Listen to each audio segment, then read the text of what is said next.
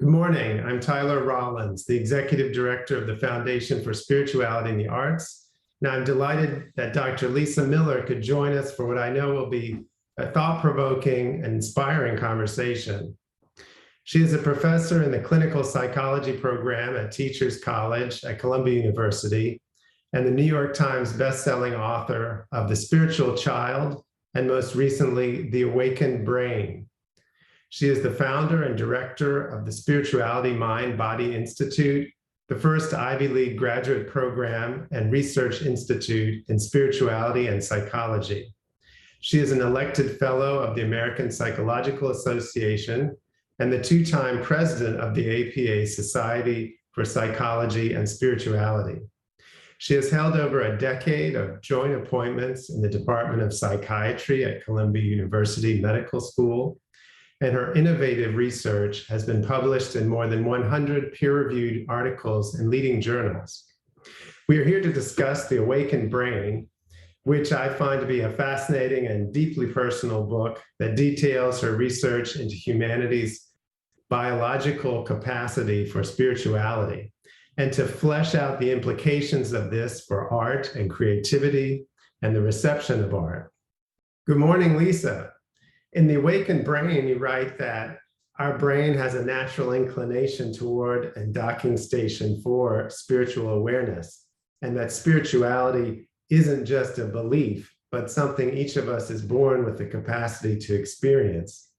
For many, this affirms their deepest intuitions, whereas others are highly skeptical. I was just wondering if you could start by telling us a bit more about the science behind this. Tyler, it is a real joy to be collaborating with you and bringing the science, and in particular, the neuroscience of spiritual awareness into the realm of creativity. And as you know so well, the overlap between spiritual quest and spiritual life and the arts is really foundational, I think, to, of course, to the Sistine Chapel and the notion that inspiration, the muse, is divine. That really is art. Art has been the greatest communicator of spiritual life. And in fact, in the 20th century, when the biological and social and clinical sciences went cold, and really there was an ice age over spiritual life, it was the humanities, the artists, who were the carriers and the guardians of spiritual life, really for humanity in Western culture. So this moment where, again, we can wed the artist, the humanities with the scientists in a deep conversation of spiritual life is really a glorious moment. We have come a long way, and it's a joy to really to celebrate together this confluence. I think so too. I think the arts in some way have kind of kept the spirit alive in our very scientific age. And I think you've really been kind of pioneering, sort of refashioning these connections between the spirit and the body and the scientific aspect. And what in a nutshell, how would you kind of describe the sort of pathfinding nature of your work?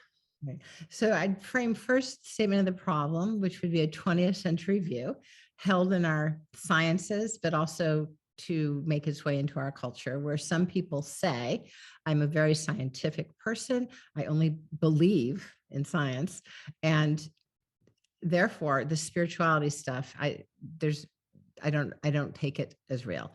And then other folks will say, I'm a deeply spiritual person. I don't care what the science says. I know in my heart that the spiritual life is real.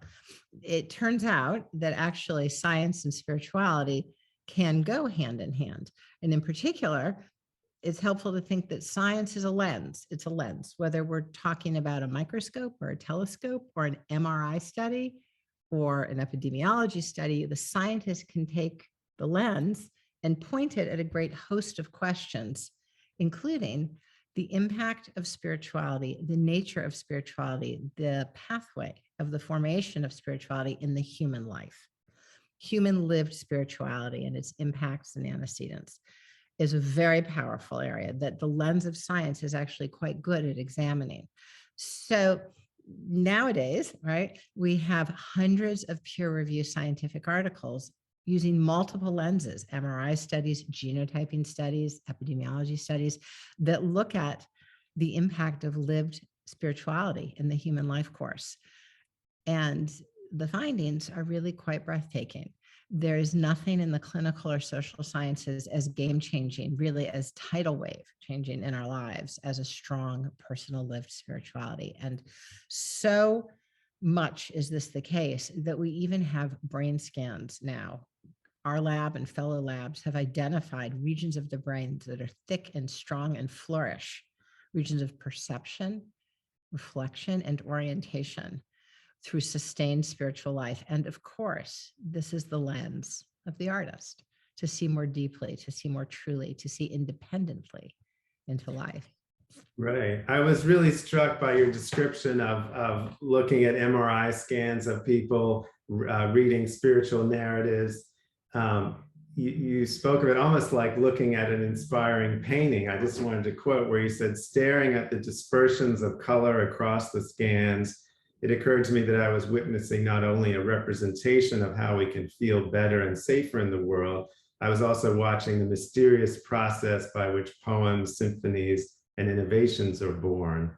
And I wonder if you could just speak to that a moment. I've often, or really long, felt that this connection between empathy and awe and reverence is somehow foundational to the production as well as the reception of art. But you also point to a kind of biological basis for that connection. To be very precise, we invited people into the Fmri, the scanner that shows the moving action of the brain, like a movie camera. And we asked them to tell us of the time when they felt a deep connection to spirit, God, Jesus, the universe, whatever their word was, within or without a faith tradition. And whether someone was Christian, Catholic, Jewish, Hindu, Muslim, spiritual, but not religious, of any faith tradition or outside a faith tradition, the same neural correlates ran as they felt that deep sense of oneness, of buoyancy, of clarity, in connection with the ultimate presence and force in life. So we looked very, very closely at this study and others to surround it and realized that there is really one spiritual brain. Every human on earth has the same spiritual brain.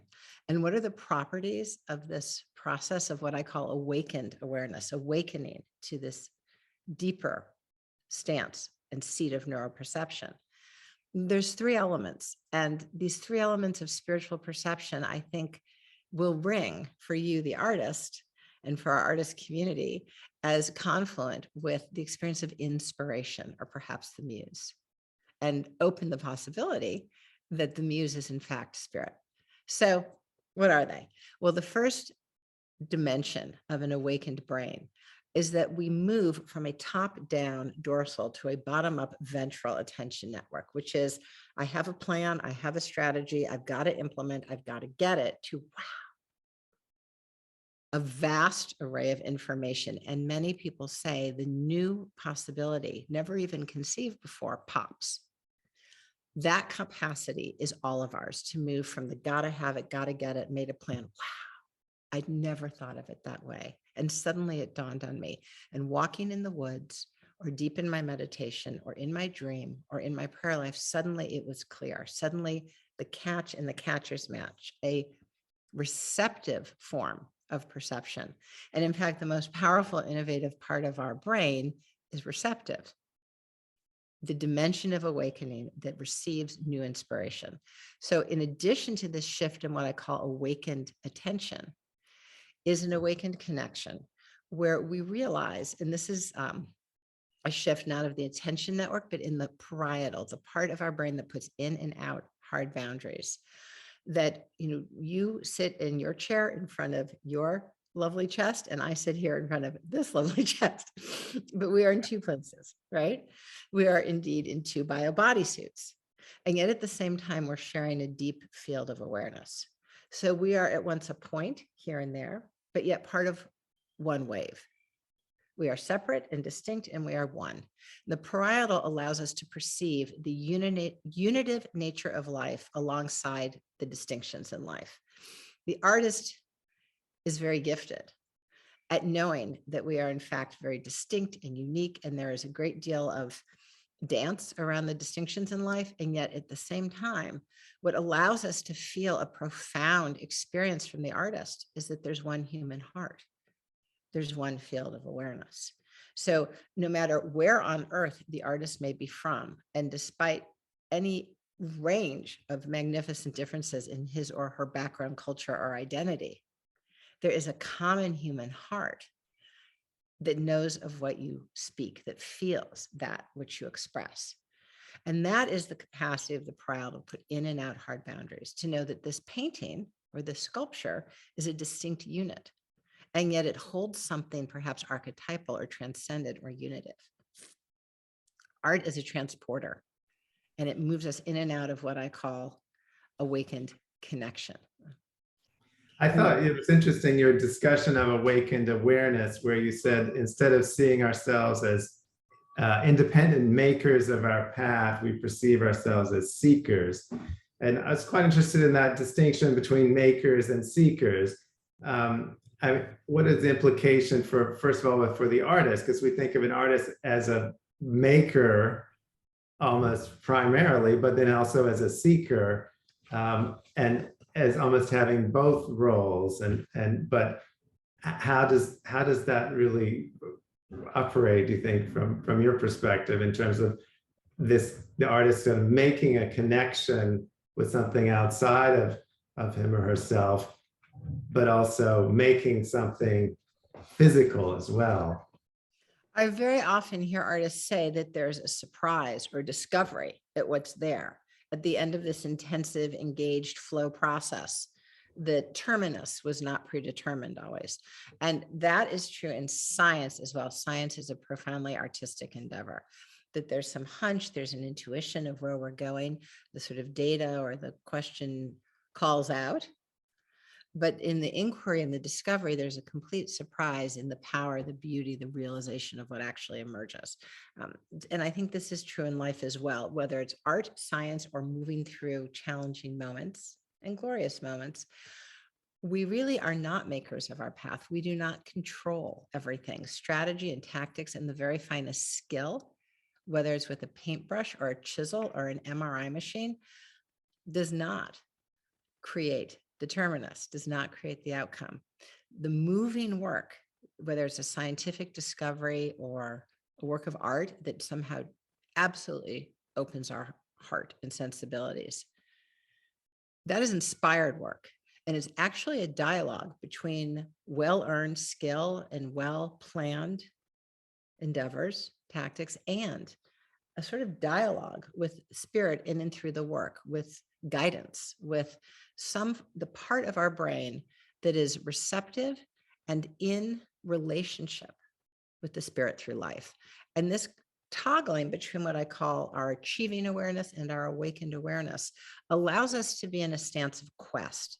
It is a creative stance where we can ask a question, set a course with our achieving awareness, and then be totally surprised by what emerges through the receptive perception of our awakened awareness, through the surprise in the work, the finding I never expected as a scientist, or the leap in an artistic process that creates something categorically different than the 7 works before. So this process of surprise, of discovery, we are hardwired to be able to engage, and it allows for growth. It allows for new work that hasn't been made before, and it allows for us to touch each other in a way that couldn't be planned or calculated. It is really consciousness coming through us. So much so that the finished work might really be seen as a porthole or a wormhole, that it's not just a meeting of the mind of the artist and the viewer, but that somehow the presence of spirit, of consciousness that comes through the artist is still resident and present to move through the viewer. There's a sense that not only does the work speak to the viewer in a mechanistic sense, in a perceptual sense, but that the viewer is invoked into a state of consciousness that is alive and real and shared, almost like superposition. So This is really one of the really fascinating points is this way the artwork can kind of have this function of not only or being kind of a record of the artist channeling something from beyond, but also our ability somehow to connect through the artwork to the artist, then to this kind of transcendent experience that is being kind of mediated in a way. I often think I love to go hiking, and I often have these what I feel transcendent experiences. On a mountaintop looking at a beautiful view, but it fades from memory, and you kind of lose that, which can be frustrating. Somehow an artwork can sort of embody or concretize that experience and sort of create a record in a way of it. Maybe the artist painting a picture of not just of the scene, but it reflects his own kind of feeling of spiritual connection with nature, for example. And then me looking at that painting or video or whatever it is, I can kind of somehow connect with the artist's own sense of connection. And you speak of synchronicity in many different aspects of the book. And I wonder if you could just talk a little bit about that. And we often wonder, is this real, or I'm just imagining this connection I feel with people, or going into a room, people are praying, you feel something, but what is that from a scientific basis? So if we were to say that the artist is a porthole of God or divinity, then the work is a prayer, a psalm, a hymn that reawakens the viewer's awareness of God, that reawakens the viewer's own capacity to be a porthole of God. Or told in another language, if the artist receives consciousness, inspiration, and expresses that through the work, then the work too might reawaken the viewer as a porthole for consciousness. And what really is experienced is the consciousness, and I would say the sacred consciousness. So in a sense, the artist is like a priest, rabbi, imam, to reawaken the viewer's capacity for awareness of the transcendent relationship. So there's something inherent about the artistic process then that is spiritual, regardless of whether the artist intends that or not. Is that? Well, but just like a minister or a rabbi doesn't merely pray alone, but turns to the congregation, the artist is inspired and turns to the viewing community and allows them to awaken. The artist wakes up the community of appreciators. And why do we love art? Well, art's not just beautiful. We love art because we are re-enlivened, we're inspired. It brings us back to our capacity to be vessels of transcendent awareness, to awaken to the spirit in and through us all. So the artist I think of as a messenger. Right. So I was quite fascinated as well when you were talking about the sensitivity or the openness as being kind of a key component to art or to this sense of connection, but then also that also can make us more susceptible to depression as well. And I just was wondering if you could kind of speak about that, because I think that has some implications for the artist and the process of creativity, that this kind of vulnerability can lead into a very negative space or into something very positive, depending on what sort of structures it's channeled through. So the artist is often very porous, very capable of perceiving and receiving. And openness to experience of all the dimensions of personality is the only dimension that is robustly associated with spiritual awareness, with awakened awareness. And openness to experience is the ability to feel deeply, to sense something in the room, to know before we're told. Openness to experience is a gift, and it allows us to perceive and feel and know that we get extra life, high pixel life, if you will. And that includes the full terrain of living. So from the view of the neuroscience of spiritual growth and awakening, that includes the creative process in living and creating. Often it is suffering, it is discontent, it is anxiety, existential pain, or ennui that calls us in. And if we are more open, like the artist or the shaman, the conductor and the priest and the rabbi are often all very open. The writer, the composer, we are quick to feel the pain, and that pain we are wired to use to open our awareness even further and receive inspiration.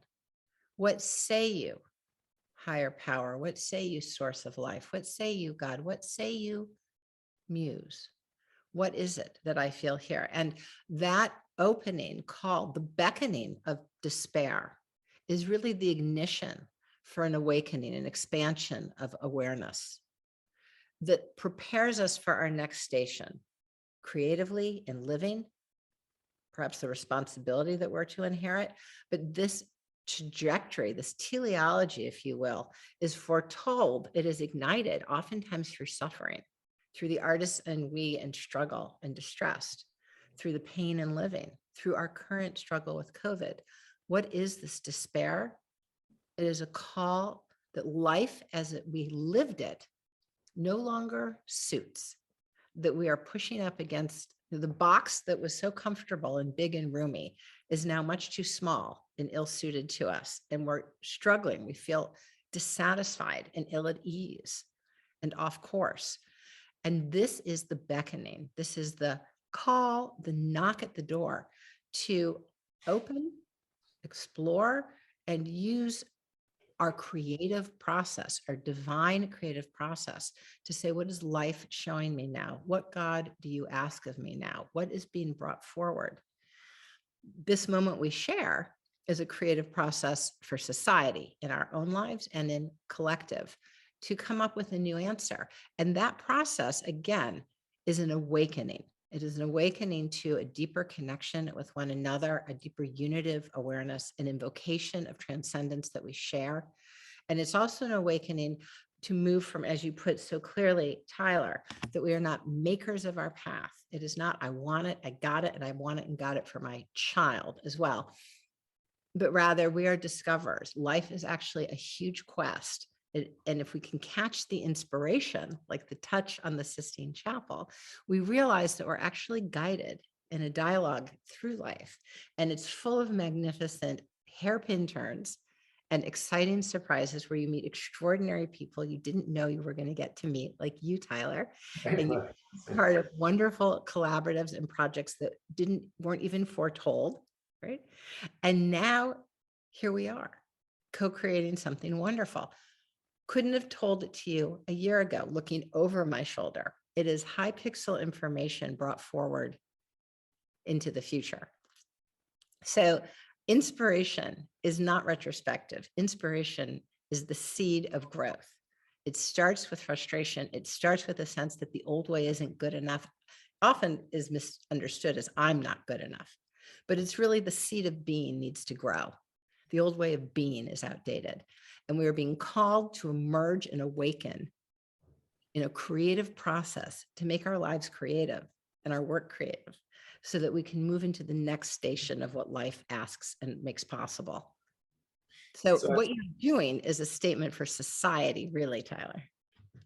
Well, I do think this sense of empathy is what really colors and connection colors all of our endeavors, and certainly within the specificity of the art world, I think art can certainly be created with a very sense of I'm making something, I'm doing, it's very hard edge thing, or it can be created in a spirit of openness and receptivity, sort of a two-way interaction. I think we can somehow sense that sometimes when looking at or experiencing an artwork, sort of something about what it's about. It's sometimes just a vague feeling, but what is really being conveyed here? And I think sometimes the most enduring things really do have this sense of timelessness, which is almost by definition a connection with the eternal in some way. And that through the work, there is something teleologically potentiated, brought forward, even foretold that the work, the artistic work, is a porthole of consciousness. And it comes through the artist as a messenger. The artist is not the creator in this point of view. The artist is an emanation of creation. I want to share with you, Tyler, something interesting, if I might. In The Awakened Brain, I talk about our journey for perhaps the ultimate form of creativity, where we are not creators, but emanations of creation, which is the 3 children who were created into our family. Right? So, Tyler, 10 years before these 3 children came, and in The Awakened Brain, I share it was through a road of struggle and tears and pain and trials that finally, Spirit, God blessed us with these 3 children. We came to 2 girls who came through my body and a beautiful boy who came, as we say, from the stars, Isaiah. So I'm going to share with you, Tyler, since the one benefit of internet these days is we can show our setting. I want to share with you the 3 sculptures that foretold this potential. Oh. This was the sculpture that we now relate to our tall, skinny girl. Can you see her? Oh, I see. Yes. And here's the sculpture to our robust, strong girl, who's now a heptathlete. Oh.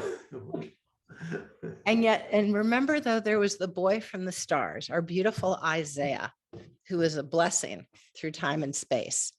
And it turns out that the 3rd sculpture that we bought 10 years before we became parents on this road of trials, Tyler, is this. Oh, wow. That I can see the connection there. Baby nursed by the moon. Oh, my goodness. So these sculptures came to our lives and they foretold this sacred journey we'd be on. And it seemed like they connected directly with your own emotional state and your own heart in a way. Yes. Now, I didn't have the opportunity to meet the artist who was the emanation of creation, but these were made by an artist and sold by an artist, right? And landed here on the other side of the world. We are connected through concrete material, time and space, the source of creation. Well, I think this idea of art as having something beyond a material connection is I think something new to science in a way. There's been a lot of work recently with medicine using art as for therapy. It has been proven to benefit people with Alzheimer's or with trauma, but often we think of the art more as a tool, as a utilitarian form of therapy. But I think your work points to some really more profound and maybe intrinsic connection between art and spirit and health. And I wonder if you could just say a little bit more about the health aspect. We speak so often of mental health, but spiritual health is something harder to quantify for many people. You know, very often when people are in pain, they are actually holding residual spiritual injury. They will say, there was a time in my life where I felt more able to connect to spirit, where I felt more able to pray to my higher power, God, Jesus, Allah, Hashem. There was a time in my life where I remember feeling in nature the numinous and the presence of everything. And now I just don't feel it. I feel cut off. Well, spiritual injury often comes from some form of pain or moral or trauma, moral transgression, trauma, what we carry with us. And even when people have resolved in psychotherapy issues of disappointment, trauma, betrayal, they very often haven't addressed its ultimate significance and in their relationship with God or their higher power. And this process of reconciliation, of bringing an awakened presence, an awakened heart to the experience, there's a reshuffling of meaning, and people will say, then I realized I was not to blame. Then I realized that God was with me all along. Then I realized we both can be forgiven. This complete reshuffling of meaning is an inspired process that happens to awakening to presence, to the presence in and through life. Now, when we are less than whole, when we are, whether it's struggling with incomplete faculties or struggling with incomplete use of our faculties, the reawakening of our full capacity to receive and perceive can happen through prayer. It can happen through meditation. It can happen through nature. And many people say it can happen through art. It happens through music. It happens through seeing something that's not just beautiful, but invoking of this transcendent wholeness. And suddenly I realized, and I'm made whole again. And that is why I say that the artist is an emanation of creation, that he or she creates. But the work that moves us to reawaken our full being as the viewer, the experiencer of the art, that is a process that happens through the artist and through us as the viewer. We are gracious, fortunate recipients of this power, but it is a choice all the way along the line from the artist to open her or himself up to this receptive dialogue of creation, and to the viewer to open him or herself up. It's a choice. And in a way, it's like the same choice we make when we sit down together in the pews of a church or a temple and we join together in one family, one spiritual whole. Right. I think that's so profound. I think science often conceives a sort of body, mind, and soul as essentially kind of coming from the same material source, kind of like one continuum. Whereas I think, theology has always viewed these as somewhat distinct, with the soul coming from something beyond, but being embodied. And it sounds like there's some new pathways of thinking in a scientific way about this kind of connection between art and something beyond ourselves.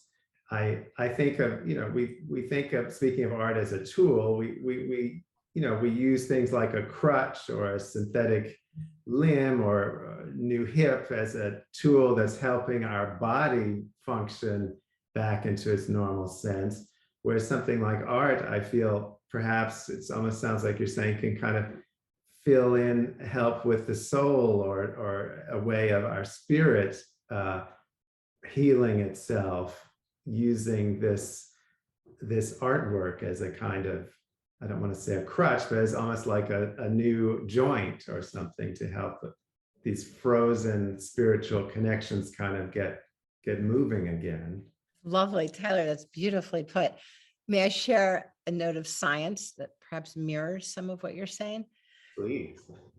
So there was a beautiful study done by Achterhoff in which she put a traditional healer in an MRI. And as the traditional healer started to do his or her work, a consistent pattern came up on the MRI, the invocation of consciousness in this healing modality.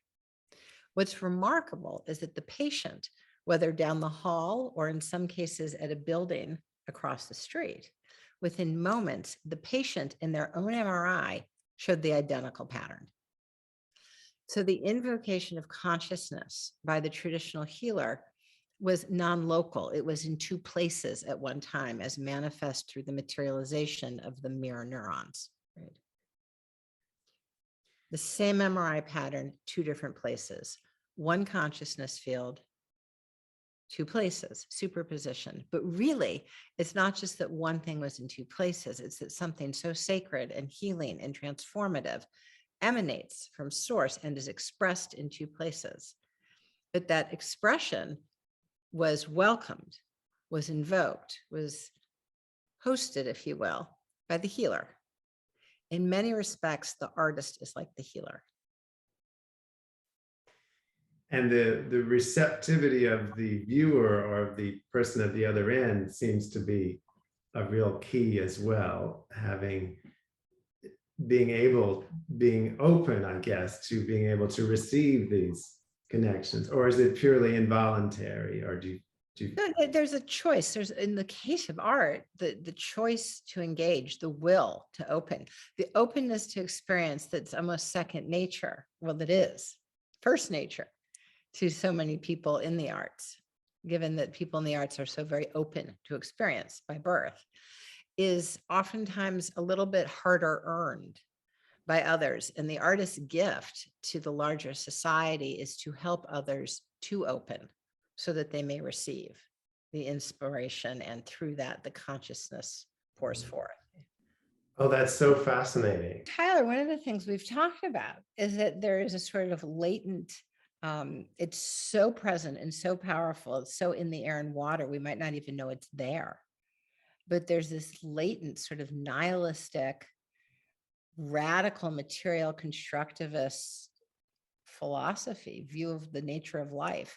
And it's really depressing people. And the very same sort of nihilism that's leading to depression in the young and suicide in the young is the same nihilism that leads to narrow power grabs at the level of social and political discourse. The idea that we're nothing but, little atoms vying for power, and some sort of notion of Darwinism taken as a moral theory or a social theory. That you've shared that view. And I think often we think of science as really being part of this nihilistic program, in a sense that, we've kind of rejected a teleology. We're looking at this, incremental evolution, for example, as just gradually building up our material consciousness, but really people feel we're almost sort of stumbling into the darkness in the future. There's no real goal beyond pure competition in a physical sense. I was often thinking of this friend in college who said, kind of under the influence of the existentialism that was quite popular at the time, that he wanted to die alone in a closet. And I said, what does that even mean? And he said, well, this is really the essence of life. We're alone, and the darkness of the unknown. And to me, that seemed almost the literal opposite of this view of going down the tunnel towards the light. I think without having this sort of spiritual path to something beyond the physical, we are necessarily trapped in a kind of depressed state of darkness. And I wonder how you could speak to the role of art and other means of kind of connecting us beyond this just darkness of a reality that is not really going anywhere that we can fathom. So art, whether it's academia or business or politics or art, all makers and weavers of culture have a choice, right? We can act out of narrow, constructivist, nihilist. There's nothing in the space between, but we build with our hands. And that leaves to nothing, like you said, Tyler, but narrow competition. What's mine isn't yours, and what's yours isn't mine. And life is a power grab. This group got it first, so our group's got to one up them and get them now. I mean, that's just nothing but an eternal power grab. The alternative, and it's all of our choices, is to, as you put so beautifully, perceive and receive that powerful teleology in life, that there is indeed a force pulling us upward and forward to the light, that even given our foibles and our errors and our iterated trials to perfect and develop and grow in greater love and connection, there is a force that pulls us up. What I think about when it comes to COVID is this virus could have gotten worse and worse and worse and killed every one of us. But instead, there was a sacred force that downregulated this virus, and it fell apart, and we're now less likely to die. So why is it that, given our fragility and given our foibles, we have this capacity to evolve and be more aware of one another, more loving, more attuned to the force in and through life, and this upward pull, the teleology, that in this moment I may have imperfect information, but in my deepest seat of knowing, I might intuit, perceive a pull, a direction, an inspiration. Well, the artist has a major hand there. I found it very inspiring how you also bring in the idea of choice, because it's a sense we're not trapped in biology, and everything else is not our destiny, but we can actually make choices to be open, to connect. I think that is another way of giving hope, in a sense, that we do have a choice. We've never had more choice than in this moment now. We have so much choice. We are hardwired with choice. In fact, the reason we are body, mind, and spirit is the mind plays the role of choice, the hand on the gear shift. Do we want to choose to live and perceive and as a way of being? Fight through nihilism, or do we want to make the choice to dial into the level of reality? It's not a pie in the sky idea. It's not a belief. It's not a fanciful Pollyanna wish. It is to dial into the level of reality that is a unitive, life-giving consciousness field that pulls us forward, that is guiding. And who knows what we could evolve into personally and as a society. But there is a loving force of life that we can choose to engage and receive and trust to find our way forward in a way that is full of discovery. And we could really be a magnificent society. Can you imagine? I mean, it's beyond what, based on retrospective knowledge, I can imagine. It is beyond what we've seen. And it is so sacred, and it is so harmonious, and it is so beautiful. But we've got to be able to choose. We must make the choice to go on this journey, to take this ride. I think right now people feel overwhelmed with choice, and here on the internet you can view millions of videos and be pulled in too many directions. So I think what you point out so poignantly, just to be able to reconnect with our core, also reconnects us with something beyond. And hopefully art can also help provide us with that sense of literally grounding in the spirit, which kind of helps to guide our choices instead of feeling paralyzed by them, in a sense. And grounding in the spirit has neural correlates. We are built to be able to choose to be grounded in the spirit.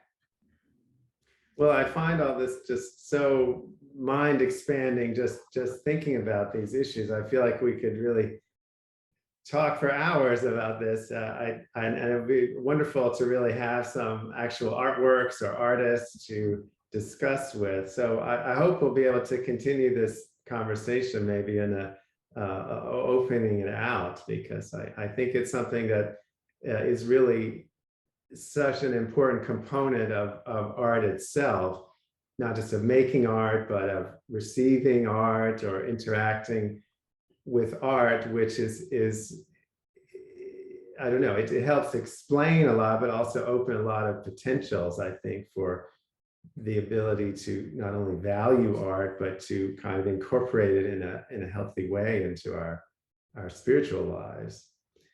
So I hope that you will join me again, and we can kind of continue this discussion in the year ahead. I look forward to that, and hopefully maybe even in person eventually.